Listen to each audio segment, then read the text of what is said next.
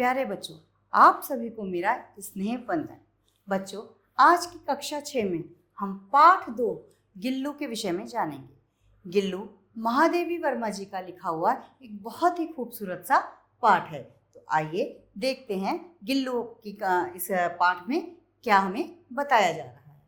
प्रस्तुत संस्मरण में लेखिका एक गिलहरी के बच्चे से जुड़ी हुई अपनी स्मृति को बड़े ही हृदय से हम सबके सामने प्रस्तुत कर रही हैं। बड़े ही उन्होंने खूबसूरत ढंग से, बड़े ही प्यारे ढंग से हमें बताया है कि गिल्लू जो है वो उनके कितने हृदय के पास है और हमें जानवरों और पक्षियों के प्रति किस तरह से स्नेह रखना चाहिए जिससे हमारी मानवीय प्रेम झलकता रहे।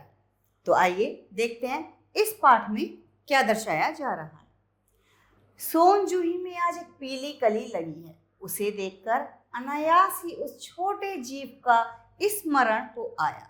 सोनजूही यानी एक पौधा है सोनजूही का, उसमें आज एक पीले रंग का, जिसमें पुष्प पीले रंग का है, वो एक पीले से रंग की कली लगी है, जिसे देखकर अनायास अर्थात अचानक ही उस छोटे जीव का स्मरण, यानी कि उस एक छोटा जीव है जिसका लेखिका को स्मरण हो आया, यानी कि उसकी याद आ गई, जो इस लता की सघन हरितिमा में छिप कर बैठता था।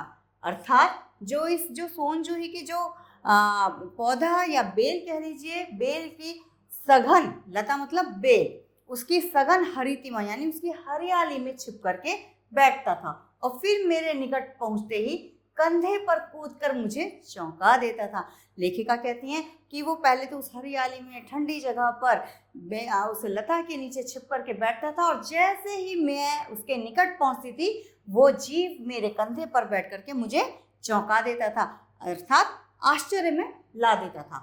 तब मुझे कली की खोज रहती थी, पर आज उस लघु प्राण की खोज है।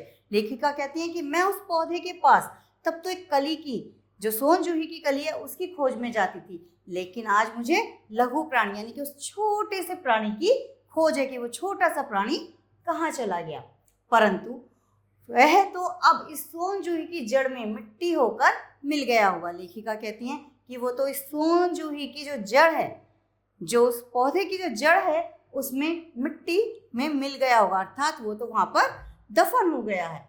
कौन जाने स्वर्णिम कली के बहाने वही मुझे चौंकाने ऊपर आ गया हो। आगे लेखिका कहती हैं कि किसको क्या पता कि उस स्वर्णिम यानी कि उस सोने के जैसे, पीले रंग को सोने के जैसा माना है, तो स्वर्णिम कली के बहाने ही, अर्थात पीले रंग की सोने के जैसी कली के बहाने ही वही मुझे चौंकाने के लिए आ गया। अचानक एक दिन सवेरे कमरे से बरामदे में आकर मैंने देखा 2 कौए एक गमले के चारों ओर चोंचों से छुआछुआवल जैसा खेल खेल रहे हैं।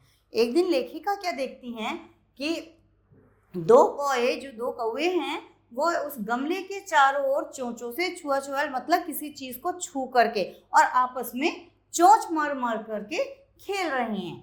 यह काकभुशुंडी भी विचित्र जीव है। काकभुशुंडी मतलब कौवे के लिए कहा गया है कि ये भी अजीब पक्षी है, एक साथ समादरित, अनादरित, अति सम्मानित, अति अवमानित। अब वहां पर क्या कह रही है लेखिका कि ये भी अजीब सा पक्षी है जो कि कभी तो समादरित यानी कि सम्मान के योग्य होता है और कभी अनादर के योग्य होता है, कभी अति सम्मानित मतलब ज्यादा सम्मान के योग्य होता है और कभी अति अपमानित मतलब ज्यादा अपमान के योग्य होता है। इस पक्षी का भी कुछ नहीं पता, ये भी एक विचित्र पक्षी है। हमारे बेचारे पुरखे ना गरुड़ के रूप में आ सकते हैं, ना मयूर के रूप में, ना हंस के। लेखिका बताना चाह रही है कि हमारे जो पुरखे हैं वो गरुड़ के रूप में, मयूर यानी कि मोर के रूप में और हंस के रूप में, इन रूपों में नहीं आ सकते। उन्हें पितृपक्ष में हमसे कुछ पाने के लिए काक बनकर ही अवतीर्ण होना पड़ता है। पितृपक्ष जो बेटा हमारे जो हिंदी उसमें सभ्यता में हमारे एक जो ये आते हैं पितृपक्ष आता है, उसमें जो है काक ही हमारे पुरखे बनकर अवतीर्ण मतलब आते हैं यानी कि उतरते हैं। कौवे को हमारे पुरखों का रूप दिया गया है। इतना ही नहीं, हमारे दूरस्थ प्रियजनों को भी अपने आने का मधुर संदेश इनके कर्कश स्वर में ही हमें देना पड़ता है। अर्थात लेखिका कहती हैं कि कभी घर की छत पर अगर कोई कौवा बोलता है तो ऐसा प्रतीत होता है जैसे हमारे घर कोई अतिथि का आगमन होने जा रहा है। भले ही इनकी ध्वनि बहुत ही कर्कश होती है, इनकी आवाज़ बहुत ही कुटिल होती है, लेकिन फिर भी इनकी इस जो ध्वनि से, कर्कश ध्वनि से मेहमानों के, अतिथि के आने का मधुर संदेश प्राप्त होता है। दूसरी ओर हम कौवा और काव काव को अवमानना के अर्थ में ही प्रयुक्त करते हैं। अर्थात कौवे की जो आवाज़ है उसे, वो बहुत कर्कश आवाज़ है जो कानों को बिल्कुल भी प्रिय नहीं होती, उसे हम अच्छा भी नहीं मानते हैं। मेरे काक पुराण के विवेचन में अचानक बाधा आ पड़ी। अब आगे लेखिका क्या कहती हैं कि मैं तो कौवे के विषय में बता रही हूँ कि कौवा कैसा पक्षी है, कभी अनादर प्राप्त करता है, कभी सादर प्राप्त करता है, कभी बहुत मतलब प्रियजनों के लिए ये हम अपने खबर देता है हमारे प्रियजनों के आने की। इस विषय में लेखिका बता ही रही थी कि अचानक बताते बताते उनकी इन बातों के बीच में व्यवधान आ गया, एक बाधा आ गई, क्योंकि गमले और दीवार संधि में छिपे एक छोटे से जीव पर मेरी दृष्टि रुक गई। अब लेखिका कहती है कि जब मैं ये बात कर ही रही थी तभी गमले की और दीवार के बीच में जो संधि यानी कि जो जुड़ी हुई थी उसके बीच में एक जीव यानी कि एक प्राणी के ऊपर लेखिका की दृष्टि जो है रुक जाती है। निकट जाकर देखा, उन्होंने जब पास में जाकर के देखा तो गिलहरी का छोटा सा बच्चा है, एक छोटा सा नन्हा सा बच्चा जो है गिलहरी का है, जो संभवतः घोंसले से गिर पड़ा है। आगे लेखिका क्या कहती है कि वो जो दीवार और गमले के बीच में वो बच्चा छोटा सा गिरा हुआ है, वो कहाँ से गिरा हुआ है? वो ऊपर जो गमले के बराबर में गिरा हुआ है, तो वो घोंसले से गिर पड़ा है। अब कौवे उसमें सुलभ आहार खोज रहे हैं। अब कौवे तो जो होते हैं वो तो ऐसा ही आहार ढूंढते हैं। अब उन्हें लगा तो वो उसमें अपना आहार यानी कि अपना भोजन ढूंढ रहे हैं। काक दब्बे की चोंचों के 2 घाव जो है उस लघु प्राण के लिए बहुत थे। अब जो काक यानी कि कौवे की जो चोंच थी वो उस जीव के ऊपर, उस प्राणी के ऊपर यानी कि उस गिलहरी के बच्चे के ऊपर लग गए थे, यानी कि 2 घाव भी हो गए, तो वो तो उस बच्चे के लिए बहुत ही ज्यादा थे, बहुत ही ज्यादा वो चोटिल हो गया था बच्चा। अतः एक निश्चित सा गमले में चिपटा पड़ा था, अर्थात वह जो था उस गमले से मतलब उसके अंदर जो जान ना हो ऐसा निश्चित सा वो पड़ा हुआ था, उसके सहारे से लेटा हुआ था। सबने कहा कौवे की चोंच का घाव लगने के बाद वह बच नहीं सकता, अर्थात सभी ने ये कहा कि अब उसे कौवे की चोंच से घाव लग गए हैं, अर्थात वो चोटिल हो गया, उसे चोट लग चुकी है और अब वो बच नहीं सकता, अतः इसे ऐसे ही रहने दिया जाए। अब सबने कहा, जिन्होंने भी देखा कि इसको ऐसे ही छोड़ देते हैं, अब वो नहीं बचेगा, इसकी सेवा करना व्यर्थ है। परंतु लेखिका कहते हैं कि मेरा मन नहीं माना, उसे हौले से उठाकर कमरे में ले आई। लेखिका कहती है कि मेरा मन नहीं माना और मैं उसे धीरे से, हौले से मतलब धीरे से उठा करके कमरे में ले आई। फिर रुई से रक्त पोंछकर घावों पर पेंसिलिन का मलहम लगाया, अर्थात कि जो चोट पर लगाने की एक दवाई होती है उसका मैंने मलहम लगा दिया। रुई की पतली बत्ती दूध में भिगोकर जैसे तैसे उसके नन्हे से मुंह में लगाई।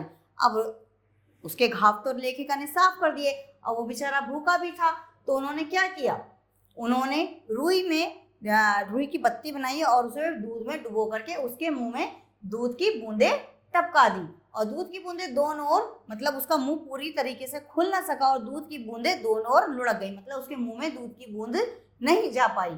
कई घंटे के उपचार के उपरांत उसके मुंह में एक बूंद पानी टपकाया जा सका। लेखिका बताती है कि हमने काफी समय तक, कई घंटे तक उसका उपचार किया, अर्थात उसका इलाज किया, तब कहीं जाकर एक बूंद पानी उसके मुंह में जा सका।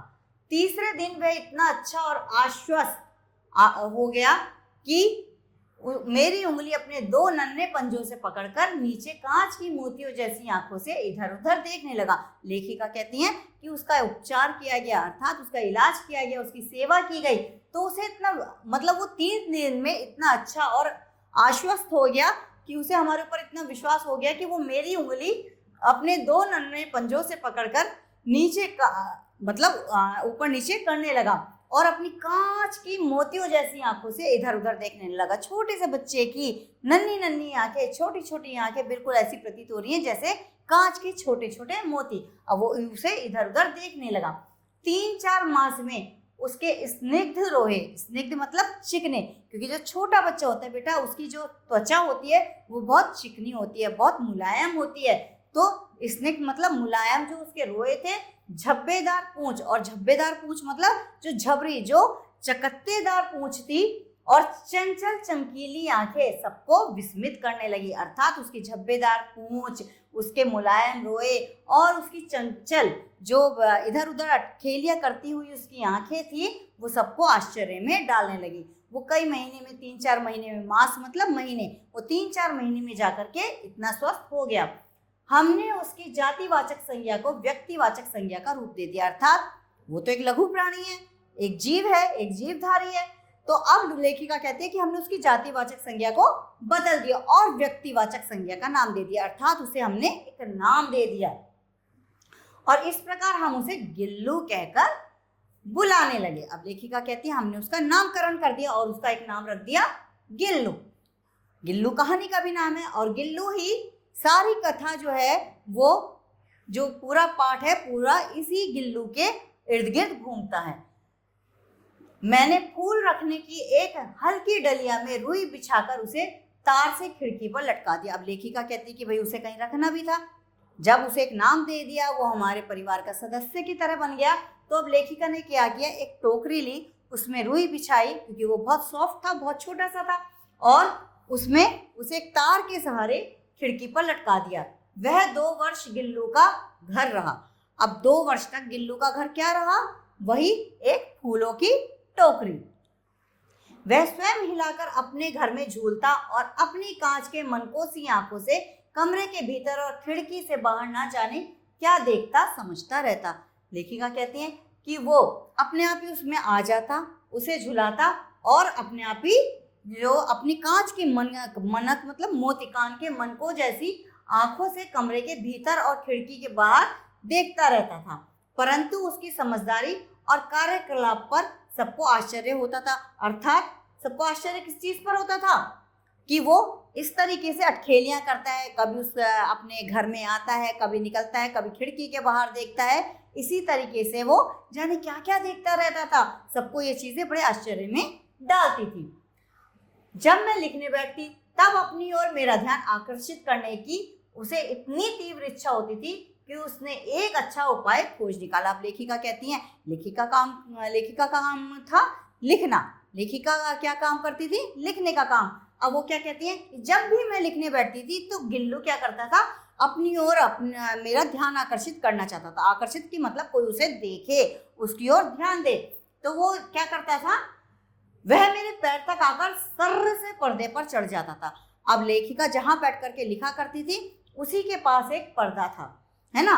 तो वो क्या करता था, मेरे पैरों तक आता और वहीं से पर्दे के ऊपर चढ़ जाता, जिससे लेखिका का ध्यान उसकी तरफ चला जाता और फिर उसी तेजी से उतरता।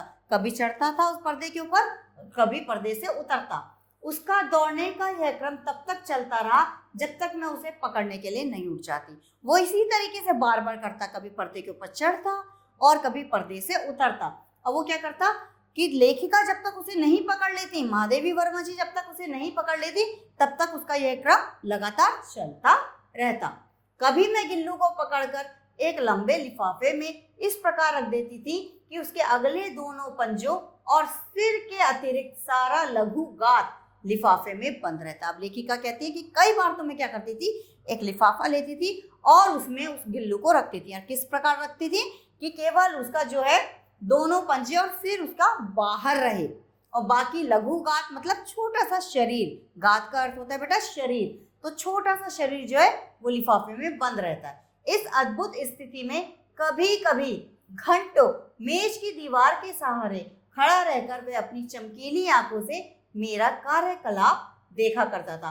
अब क्या करता था, जब वो लिफाफे में बंद हो जाता था, सिर और उसके 2 पंजे तो बाहर रहते थे, तो वो कई बार घंटों मेज की दीवार के सहारे खड़ा रहकर अपनी आंखों से लेखिका को देखा करता था कि लेखिका क्या कार्य कर रही है।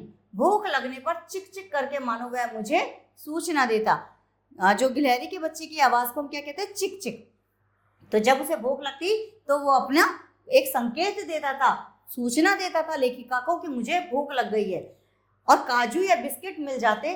पर ऐसी स्थिति में लिफाफे से बाहर वाले पंजों से पकड़कर उसे कुतरता रहता। अब क्या करता था, चिक चिक करके वो मुझे सूचना तो देता था, अब मैं उसे खाने में क्या देती थी, लेखिका बताती है कि काजू या बिस्किट, ठीक है ना। अब जब वो उसे मिल जाते तो वो बाहर वाले पंजों से पकड़कर उन्हें कुतरता रहता था। गिलहरी हमेशा कुतर कुतर करके ही खाती है। फिर गिल्लू के जीवन का प्रथम बसंत आया।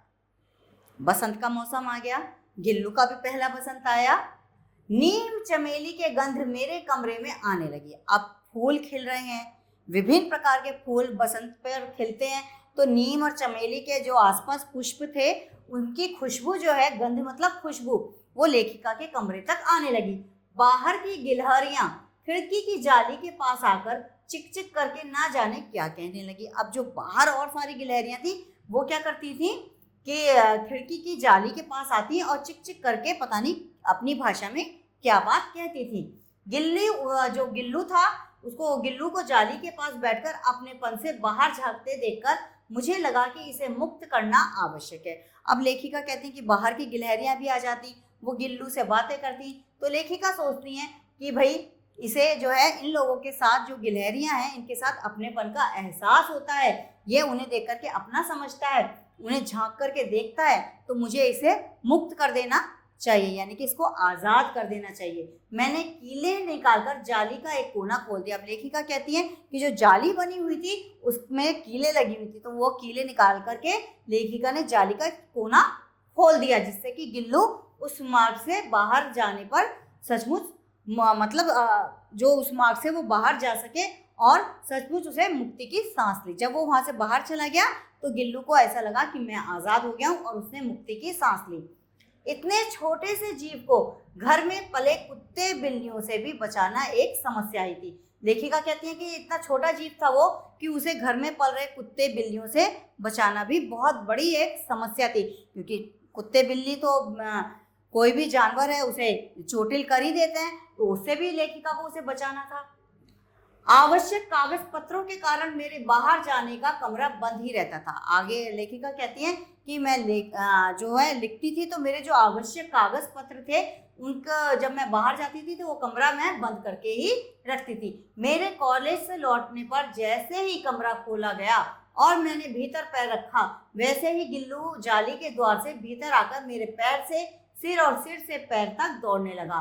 तब से वह नित्य का क्रम हो गया। अब जैसे ही लेखिका कॉलेज से लौटकर आती, गिल्लू क्या करता, उनके पैरों के ऊपर चढ़ जाता और उनके पैरों से लेकर सिर और सिर से लेकर पैर तक दौड़ लगाता रहता। और ये नित्य मतलब रोजाना ही ऐसा ही करता था, वो ये काम रोजाना ही करता था, वो नित्य क्रम उसका हो गया था। मेरे कमरे से बाहर जाने पर गिल्लू भी खिड़की की खुली जाली की राह से बाहर चला जाता। जब लेखिका बाहर चली जाती तो गिल्लू भी खुली जाली से की राह से बाहर निकल जाता था और दिन भर गिलहरियों के झुंड का नेता बना हर डाल पर उछलता कूदता रहता। अब बाहर अपने दोस्तों के साथ वो मिल जाता, गिलहरियों के साथ मिल जाता और उनका नेता बन करके एक डाल से दूसरी डाल पर उछलता कूदता रहता और ठीक 4 बजे वह खिड़की से भीतर आकर अपने झूले में झूलने लगता। लेखिका के आने का समय भी 4 बजे का ही होगा, तो गिल्लू ठीक 4 बजे आता और अपने झूले में झूलने लगता। मुझे चौंकाने की इच्छा उसमें ना जाने कब और कैसे उत्पन्न हो गई थी। मतलब वो ये देखता था कि लेखिका क्या काम कर रही है, अचानक उन्हें डराना, वो बाहर से आए उन्हें चौंकाना, यही उसे बहुत अच्छा लगता था। कभी फूलदान के फूलों के पीछे छिप जाता, फूलदानों में छिप जाता, फूलों के बीच में छिप जाता, कभी पर्दे की चुन्नट में और कभी सोन जूही की पत्तियों में। अब लेखिका कहती है कभी तो फूलदान के फूलों में छुप जाता, कभी पर्दे की चुन्नटों में छिप जाता और कभी सोन जूही की पत्तियों में, जो कलियां थी, जो लता थी, उसकी पत्तियों के बीच में वो छिप जाता था। मेरे पास बहुत से पशु पक्षी हैं। लेखिका कहती हैं कि लेखिका को जानवरों से बहुत स्नेह रहा है और वो हमेशा पशु पक्षियों को पालती थी। तो लेखिका कहती है कि उनके पास बहुत सारे पशु पक्षी हैं और उनका मुझसे लगाव भी कम नहीं है। वो भी बहुत स्नेह करती हैं अपने पशु पक्षियों से और जो भी उन्होंने पाले हुए हैं, जो भी पशु पक्षी पाले हैं, वो भी उनसे बहुत ज़्यादा स्नेह रखते थे। परंतु उनमें से किसी को मेरे साथ मेरी थाली में खाने की हिम्मत नहीं थी। मतलब कि जो जितने भी पशु पक्षी थे उनका जो भोजन था उनको जैसे मिलता था वो वैसे ही खाते थे, लेकिन किसी ने कभी भी लेखिका के साथ खाने की हिम्मत नहीं हो, ऐसा स्मरण लेखिका को नहीं आता। मतलब ऐसी कोई भी बात याद लेखिका को नहीं आती कि कभी कोई पशु या पक्षी उनके साथ खाना खा रहा हो। गिल्लू इनमें अपवाद था। गिल्लू इनमें अपवाद था मतलब गिल्लू इन सब में अलग ही हट करके था। मैं जैसे ही खाने के कमरे में पहुंचती वह खिड़की से निकलकर आंगन की दीवार बरामदा पार करके मेज पर पहुंचा था, जहां पर गिल्लू का जो झूला था। जैसे ही लेखिका खाने की मेज पर पहुंचती वो वहां से लेखिका के जो है कमरे में, खाने के कमरे में पहुंच जाता और मेरी थाली में बैठ जाना चाहता। लेखिका कहती है कि वो मेरी थाली में बैठना चाहता था। बड़ी कठिनाई से मैंने उसे थाली के पास बैठना सिखाया।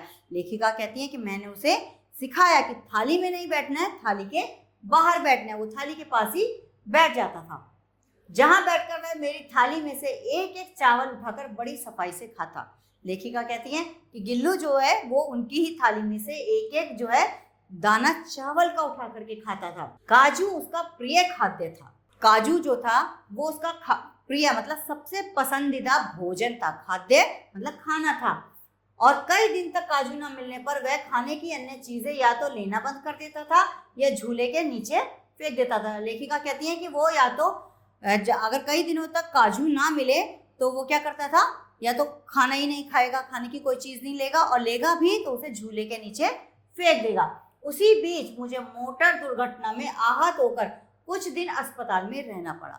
लेखिका अपना आगे का बताती हैं कि उसी बीच जो है एक मोटर दुर्घटना यानी कि एक गाड़ी से उनका एक दुर्घटना हो गई, उनका एक्सीडेंट हो गया और वो आहत हो गई यानी कि उनको चोट आ गई, तो कुछ दिन उन्हें अस्पताल में रहना पड़ा। उन दिनों जब मेरे कमरे का दरवाजा खोला जाता, गिल्लू अपने झूले से उतरकर दौड़ता और फिर किसी दूसरे को देखकर उसी तेजी से अपने घोंसले में जा बैठता।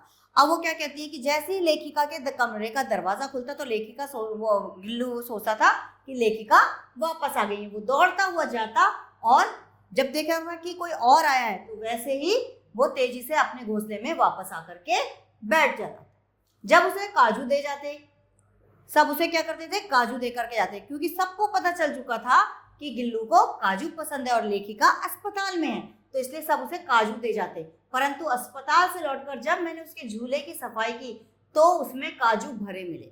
अब लेखिका क्या कहती हैं कि जब मैं अस्पताल से वापस आई तो मैंने गिल्लू के झूले की सफाई की, क्योंकि काफी दिन उन्हें अस्पताल में लग गए तो गिल्लू के झूले की सफाई नहीं हुई थी, तो उन्होंने देखा कि उसके अंदर काजू थे, अर्थात गिल्लू ने काजुओं का सेवन नहीं किया था, जो है गिल्लू ने काजू नहीं खाए थे। उन्हें अपनी जो लेखिका है उनकी बड़ी याद आ रही थी, जिनसे ज्ञात हुआ कि वह उन दिनों अपना प्रिय खाद्य कितना कम खाता रहा, अर्थात कि गिल्लू कितना कम खाना खाता रहा, क्योंकि उन्हें जो है लेखिका की याद बहुत ज्यादा गिल्लू को आ रही थी। मेरी अस्वस्थता में वे तकिए पर सिरहाने बैठकर अपने नन्हे नन्हे पंजों से मेरे सिर और बालों को इतने हौले हौले सहलाता रहता कि उसका हटना एक परिचारिका के हटने के समान लगता। मेरी अस्वस्थता मतलब जब मैं स्वस्थ नहीं थी, जब मैं बीमार थी, उस समय क्या था कि वह मेरे तकिए के सिरहाने पर बैठ जाता और अपने छोटे छोटे पंजों से मेरे सिर और बालों को इतने प्यार से धीरे धीरे सहलाता था, और जब वो सहला करके हट जाता तो ऐसा लगता था कि एक परिचारिका जो बेटा रोगी की सेवा करती है उसे क्या कहते हैं, परिचारिका, कि ऐसा लगता है कि जो हमारी सेवा कर रहा है वो हट गया है, वो वहां से हट जाता, बिल्कुल एक रोगी की सेवा करने वाली की तरह वो उनकी सेवा करता था।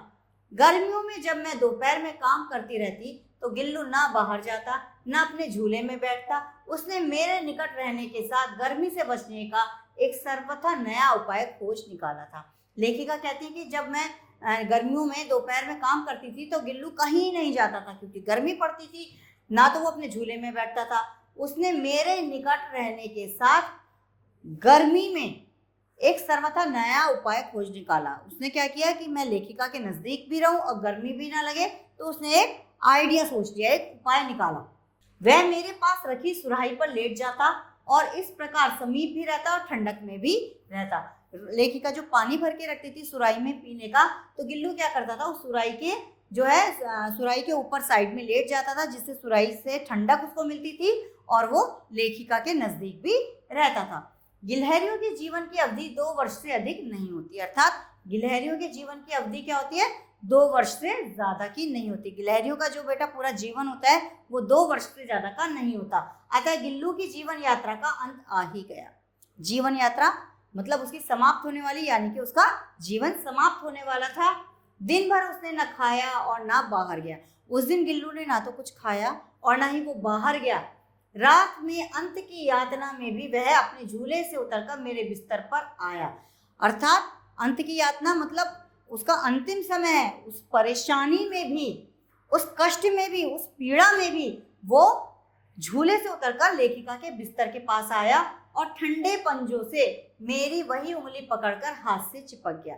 मतलब उसके पंजे यानी कि उसका शरीर ठंडा पड़ने लगा था और अपने ठंडे ठंडे पंजों से उसने क्या किया, लेखिका की उंगली को पकड़ा और उनके हाथ से चिपक कर वहीं पर बैठ गया, जिसे उसने अपने बचपन की मरणासन स्थिति में पकड़ा था। जैसे उसने तब पकड़ा था जब उसे कौवे चोंच मार मार के उसे घायल कर चुके थे और लेखिका ने उसका उपचार किया था, और उस समय वो लेखिका की उंगली को पकड़ करके बैठ गया था। पंजे इतने ठंडे हो रहे थे कि मैंने जाकर हीटर जलाया। लेखिका कहती हैं कि पंजे इतने ज्यादा ठंडे हो चुके थे कि लेखिका ने हीटर जलाया और उष्णता देने का प्रयत्न किया, और उसको उष्णता मतलब गर्मी देने का प्रयास किया, परंतु प्रभात की प्रथम किरण के स्पर्श के साथ ही वह किसी और जीवन में जागने के लिए सो गया।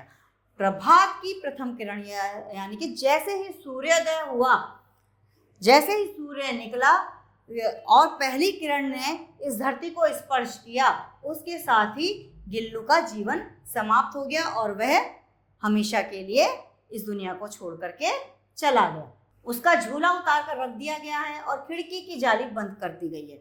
लेखिका आगे कहती है कि उसका जो है झूला उतार के रख दिया क्योंकि अब गिल्लू नहीं रहा, और जो खिड़की की जाली जो लेखिका ने थोड़ी सी एक कील निकाल करके जाली खोली थी, वो जाली भी बंद कर दी गई। परंतु गिलहरियों की नई पीढ़ी जाली के पास पार कर चिकचिक करती ही रहती है। लेकिन जो गिलहरियों की नई पीढ़ी है वो उस जाली के पास अभी भी चिकचिक करती है, मतलब अपनी भाषा में बात करती है।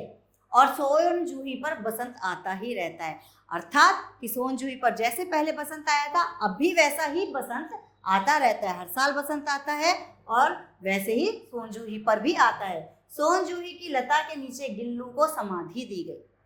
समाधि देना मतलब बेटा गिल्लू को वहां पर दफनाया गया। जो सोन जूही लता थी उसकी जो जड़ थी उसी की मिट्टी के नीचे जो है गिल्लू को दफनाया गया, इसलिए भी कि उसे वह लता सबसे अधिक प्रिय थी। उसका कारण ये भी था कि उसे सोन जूही की लता, जो सोन जूही का पौधा था, वो उसे सबसे ज्यादा पसंद था, प्रिय था। और इसलिए भी कि उस लघु गात का किसी वसंती दिन जूही के पिलाप छोटे फूल में खिल जाने का विश्वास मुझे संतोष देता है। अब लेखिका ने यहाँ पर इतनी बड़ी बात कही है कि उसे वहां पर इसलिए समाधि दी गई कि लेखिका सोचती है कि ये जो लघु शरीर है ना, जो किसी बसंती दिन अर्थात किसी बसंत के दिन जूही के पिलाब यानी कि पीले रंग के पुष्प में छोटे से फूल में खिलकर मुझे संतोष प्रदान करेगा। अर्थात उन्हें विश्वास है कि ये जो गिल्लू है ये कभी इस सोन जूही का पुष्प बन करके मेरे सामने फिर से आएगी। आइए बच्चों, अब हम इस पाठ से संबंधित अभ्यास करेंगे। इस अभ्यास में ये हमारा पहला है बहुविकल्पीय प्रश्न। इसमें आपके प्रश्न जो दिए गए हैं इन्हें आपको OMR शीट पर यहाँ पर काले पेन से रंगना है। देखिए कैसे करना है। जैसे हमारा क नंबर का प्रश्न है, गिल्लू का प्रिय आहार क्या था।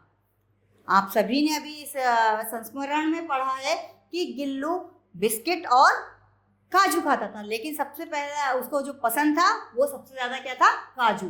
तो गिल्लू का प्रिय आहार क्या था, गिल्लू का प्रिय आहार काजू था। काजू किस नंबर पे है हमारा, C नंबर पे। तो यहाँ पर हम C नंबर पे पेन चला करके इसको कलर करेंगे, ठीक है। दूसरा है, गिलहरी की जीवन अवधि कितनी होती है, 1 वर्ष, 2 वर्ष, 3 वर्ष या 4 वर्ष। इसमें आपको 4 ऑप्शन दिए गए हैं। तो अभी हमने संस्मरण में पढ़ा कि गिलहरी की जीवन अवधि 2 वर्ष होती है, अर्थात बी वाला ऑप्शन हमारा बिल्कुल राइट ऑप्शन है, इसलिए हम यहाँ बी पर इसको ब्लैक कर देंगे। तीसरा है गिल्लू किसका नाम था? कुत्ते का, बिल्ली का, बछड़े का या गिलहरी का? तो गिल्लू किसका नाम है? गिल्लू शब्द से गिलहरी बनता है और संस्मरण भी उसी गिलहरी के बच्चे के साथ जुड़ा है, इर्द गिर्द घूमता है, तो गिल्लू किसका नाम है? गिलहरी का। तो इस प्रश्न का हमारा सही उत्तर है डी। तो गा का हम डी पर इसको सर्कल को ब्लैक करेंगे। इसके बाद नेक्स्ट क्वेश्चन है गिल्लू की समाधि कहाँ बनाई गई? आम के पेड़ के नीचे, इधर गंगा नदी के किनारे, सोन जूही की लता के नीचे या बरगद के पेड़ के नीचे। अब गिल्लू की समाधि कहाँ बनाई गई? उसको सबसे ज्यादा कौन सी लता पसंद थी? सोन जूही की। तो सोन जूही की लता के नीचे गिल्लू की समाधि बनाई गई। तो घ प्रश्न का उत्तर है सी। तो हम सी को ब्लैक करेंगे और हमारी ये पहली एक्सरसाइज यहीं पर पूरी होती है। अब आती है हमारी दूसरी एक्सरसाइज। दूसरी एक्सरसाइज है हमारी रिक्त स्थानों की पूर्ति कीजिए, यानी कि ये जो हमारे क्वेश्चन है इनमें हमें जो खाली स्थान है इनको भरना है। तो यहाँ पर कौन सा शब्द आएगा उसको हमें ध्यान से इन शब्दों को देखना है, रिक्त स्थान को देखना है। हमने पाठ पढ़ा है और ध्यान से एक एक शब्द को याद करते हुए हमें भरना है। सोन जूही में आज एक कली लगी है।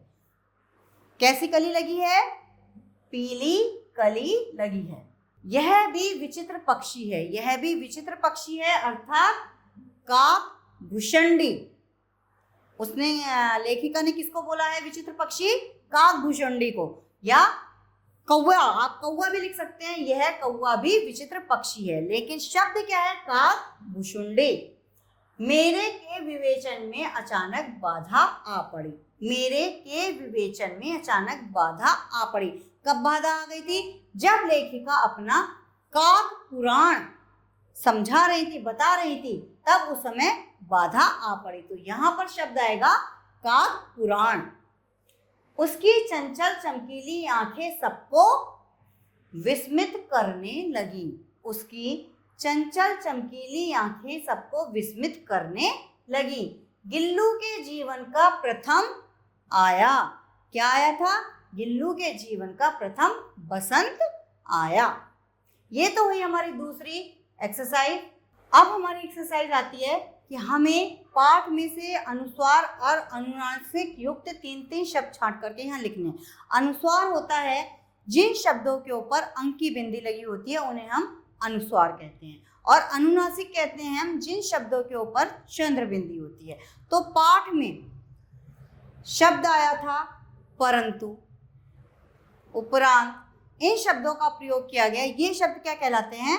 अनुस्वार। अनुनासिक बूंद, उंगली, आंगन, इन शब्दों का प्रयोग किया गया, ये होते हैं अनुनासिक, जिनके ऊपर चंद्र बिंदी है। पाठ में से आप उन्हीं शब्दों को देख करके लिखिए। अगला हमारा अभ्यास होता है दिए गए शब्दों के विलोम शब्द लिखिए। विलोम मतलब उल्टे शब्द। आप सभी को ज्ञात है कि विलोम का अर्थ होता है उल्टा, ऑपोजिट। तो जहां पर कुछ शब्द दिए गए हैं जैसे दिन, दिन का अपोजिट क्या होगा या उल्टा शब्द क्या होगा या विलोम शब्द क्या होगा? रात। सम्मानित, अपमानित। इच्छा, अनिच्छा। संधि, विच्छेद। अगला, पिछला। सघन, विघन। अब अगला अभ्यास है हमारा दिए गए शब्दों के विलोम लिखिए। विलोम का अर्थ होता है उल्टा। तो इन शब्दों के जिन शब्दों के पूछे गए हैं उनका हम विलोम देखते हैं, यानी उल्टे शब्द। दिन का, रात, सम्मानित, अपमानित, इच्छा, अनिच्छा, संधि, विच्छेद। अगला, पिछला, सघन, विरल। अब आते हैं हम दिए गए वाक्यांशों के लिए एक शब्द लिखना है। वाक्यांश बेटा कई शब्द है, जब से जुड़ करके जब कई शब्द मिलते हैं उनसे उन्हें क्या कहते हैं? वाक्यांश। अर्थात यहाँ पर देखिए ये 3 शब्द हैं या 4-5 शब्द हैं, ये सारे वाक्यांश हैं। अब इनके लिए हमें एक शब्द देखना है। बिना प्रयास के। बिना प्रयास के यानी अनायास। अनायास। जहां शव को दफनाया गया हो, अर्थात समाधि। जहां शव को दफनाया गया हो, समाधि। अति कष्ट या पीड़ा, यातना, जिसे विश्वास हो गया हो, आश्वस्त, रोगी की देखभाल करने वाली परिचारिका, रोगी की देखभाल करने वाली परिचारिका। ये वाक्यांशों के लिए एक शब्द है। दिए गए शब्दों में से मूल शब्द तथा प्रत्यय अलग अलग करके लिखिए। अर्थात मूल शब्द जो उसका अपना एक शब्द है उसे हमें लिखना है और उसमें कौन सा प्रत्यय जुड़ा है उसे हमें यहाँ पर लिखना है। तो जैसे स्वर्णिम शब्द है, स्वर्णिम, इसका जो मूल शब्द है वो है स्वर्ण, स्वर्ण, और स्वर्ण में प्रत्यय लगा है इम, स्वर्ण इम, स्वर्णिम। विस्मित, विस्मित का मूल शब्द हो गया विस्मय अर्थात आश्चर्य, और इसमें प्रत्यय लगा है इत, विस्मित। मित में किस चीज की ध्वनि आ रही है? इत की, तो प्रत्यय है इसमें इत। हरितिमा, अर्थात हरितिमा का मतलब होता है जहाँ चारों तरफ हरियाली है। कहते हैं ना, बाप रे बाप, उस पार्क में तो कितनी हरितिमा छाई हुई है, यानी हरियाली। इसका मूल शब्द हो गया हरियाली और इसमें जो प्रत्यय है वो है इमा, हरितिमा। इमा शब्द इसमें प्रत्यय है। उष्णता, उष्णता, इसमें मूल शब्द है उष्ण और इसमें प्रत्यय शब्द जुड़ा है हमारा ता। सम्मानित, सम्मान, इसका मूल शब्द क्या है? सम्मान, और इसमें जो प्रत्यय शब्द जुड़ा है प्रत्यय है इत। प्रत्यय हमेशा शब्द के बाद में लगते हैं, ठीक है ना। उन प्रत्ययों को जोड़ने से शब्दों में परिवर्तन हो जाता है। उपसर्ग या प्रत्यय कुछ भी हम जोड़ते हैं तो शब्द में परिवर्तन हो जाता है। तो सम्मानित, इसमें जो प्रत्यय लगा है वो लगा है इत, सम्मानित, इत। झब्बेदार, झब्बेदार, झब्बेदार का अर्थ बेटा वैसे तो जैसे कहते हैं ना कि किसी के शरीर पर जो डॉट्स होते हैं उनको झब्बेदार बोलते हैं, बहुत ज्यादा रोएदार, है ना, रोएदार या झब्बेदार। तो झब्बेदार का जो मूल शब्द है वो है झबरा, जिसके शरीर के ऊपर बहुत जो है कहना चाहिए कि बहुत सारे रोए होते हैं और डॉट्स के साथ रोए होते हैं, जो बिंदुओं के साथ रोए होते हैं उसे कहते हैं झब्बेदार। तो इसका जो मूल शब्द है वो हो गया झबरा। और दार, दार में किस चीज की ध्वनि आ रही है? आर की, झब्बेदार, आर। तो आर इसमें क्या लगा है? प्रत्यय। अब हम इस पाठ को आज यहीं पर समाप्त करते हैं। आगे की कक्षा में दूसरे पाठ के साथ फिर प्रस्तुत होती हूँ। तब तक के लिए धन्यवाद।